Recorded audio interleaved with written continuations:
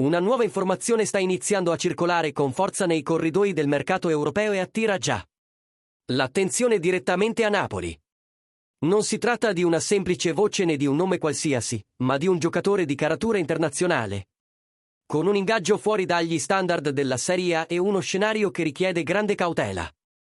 L'allarme è stato acceso dallo stesso Fabrizio Romano, che ha analizzato pubblicamente la situazione e ha voluto fissare limiti molto chiari su quella che, al momento, resta soltanto una possibilità teorica.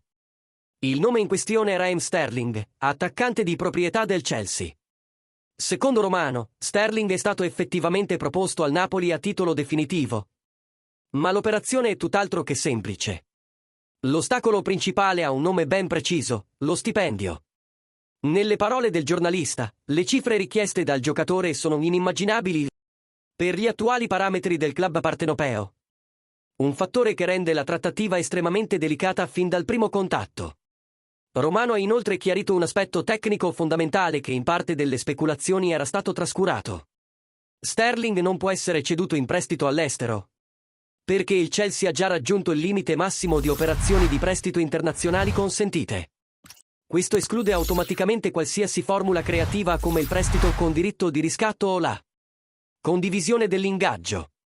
In altre parole, qualunque eventuale sviluppo dovrebbe passare da una cessione definitiva, con un impatto finanziario immediato e molto pesante. Dal punto di vista del giocatore, la porta non è chiusa. Romano ha confermato che Sterling è aperto a un'esperienza fuori dall'Inghilterra, ipotesi già discussa anche in altre finestre di mercato in passato. I contatti, dunque, ci sono stati e continuano a esserci. Ma questo non equivale a una reale fattibilità dell'operazione.